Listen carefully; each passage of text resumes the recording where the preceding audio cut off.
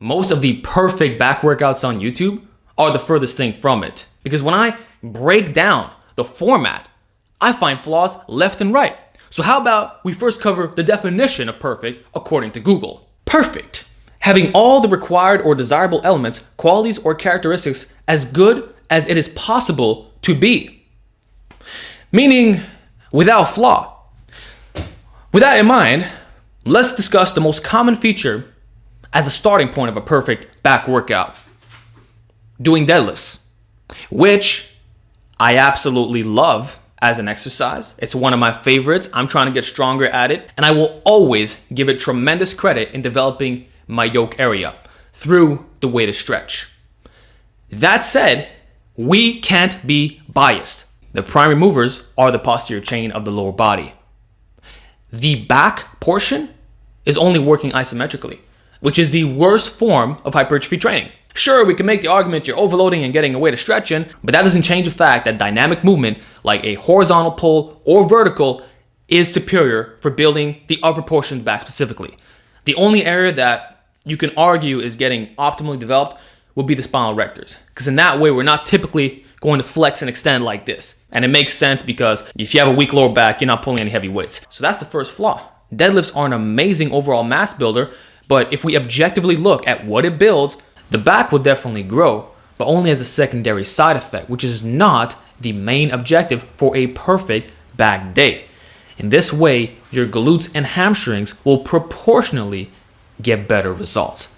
That's all I'm trying to say, because I know some smart ass is gonna say, oh, Alex is saying not to do deadlifts, they're a bad exercise, just all kinds of strongman arguments, when in fact, I simply want you to train them on a different day. Your leg days. That's all there is to it. And in that context, what frequency are we acquiring in most cases? Twice a week. So you might start off with a squat, do a deadlift right after, then you're hitting some additional accessories, which is all the hip hinging you need. By including it on your back day, that also implies you're following a body part split of some type that also has you train your legs once a week. So in that case, it's already far from optimal to begin with. Your frequency is too low. And you might end up following a program that has excessive junk volume in there. So if you're gonna do a hip hinge, either at the start of your lower body day or right after your squats, and it could be variations as well, like a Romanian deadlift on your leg day, as well as doing good mornings. Or you can do conventional deadlifts on both days, or alternating between RDL, conventional, or RDL and good morning. It doesn't have to be a hip hinge in which you're holding onto the barbell. So that's the ideal scenario. Still performing the exercise, getting the isometric benefits and way to stretch, but now you're plugging it in the correct day for what that exercise brings forth in terms of prime movers.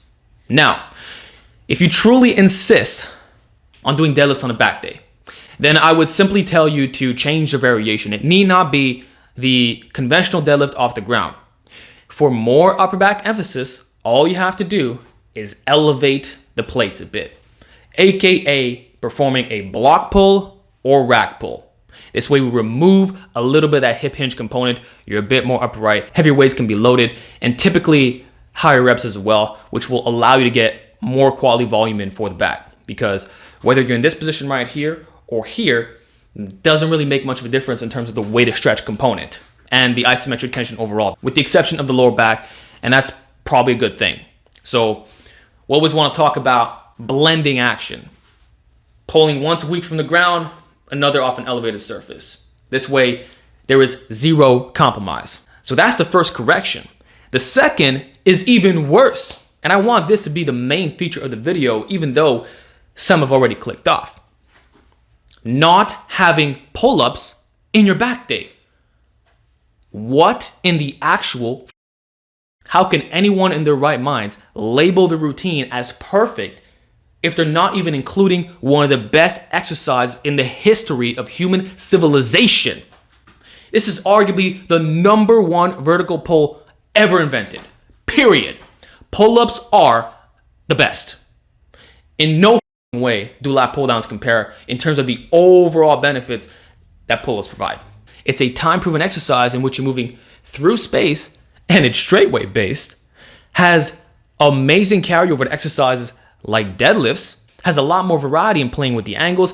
You can do a more arch back style, hollow body, will improve your performance on all the bar pulling exercises, leads itself well in going into gymnastic training, can be done at home, can be used for high frequency grease in the groove style, is extremely simple, standardized form, has insane loading potential. You can build your way up to doing over 3 plates, can be maxed out on, can be done with triples without momentum, is strict, is better in every possible way. What the is wrong with you, not including pull-ups in a perfect back workout? You want to build relative strength and mass in a way that's super easy to recover from? Get on the bar.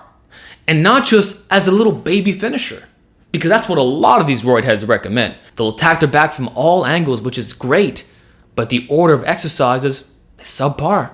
You'd be better off starting with the pull-ups, either as a first or second exercise, depending if you want to do more horizontal or vertical, and then the lat pull-downs can be done at the end. So when you start fresh, you can do weighted pull-ups now. And that is one of the greatest investments you can do to yourself long-term.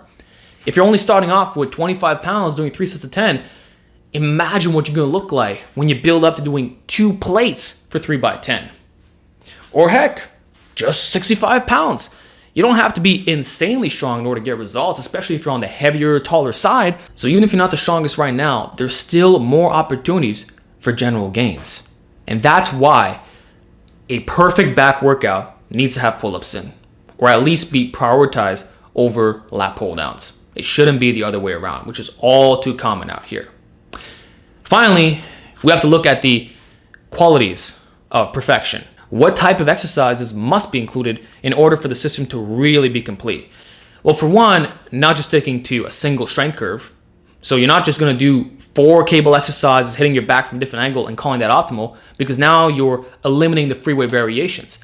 And everyone should know that the joint angle stress is not the same. Cables tend to be more peak contraction based, and the difficulty throughout the full range of motion cannot be replicated one-to-one on that exact same movement pattern done with a free weight. So that in itself is already lagging if you're relying on a single strength curve. Secondly, unilateral work would be highly advised, especially when it comes to things like the back, because you want to move your arm inwards. So if you're only doing things like barbell rows or a bilateral attachment, we can make the argument that that's subpar.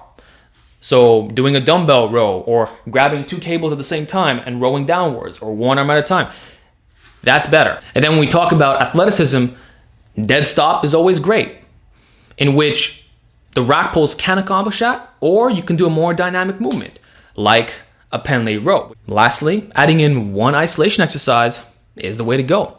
Even though most of us don't train like this and probably don't need to, if we want to talk about perfect, then it has to be a mandatory feature. And if you're being 100% objective, you're not going to deny what I'm saying. So in this way, if we talk about the upper back, you should probably shrug. Because do people even know what upper back thickness entails? The traps contribute massively to this. Look at an anatomy chart. They don't just pop up here. It literally is the middle portion of your upper back when you turn around. So doing more direct work like a shrug or even snatch, grip, high pull is a terrific idea.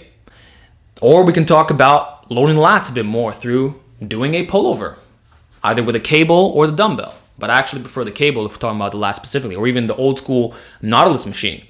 So that's what perfection would include, all of these features. Because in this way, nothing is being left out. You're maximizing your athletic performance, your overall strength gains, your mass, and attacking your back from every possible angle. So you're biasing the correct regions and growing like a bodybuilder or strength athlete should. Anyway, that's my general analysis on the topic. Hope everything made sense. And if you want another segment like this where I discuss other perfect workouts, let me know and I'll be glad to make those videos.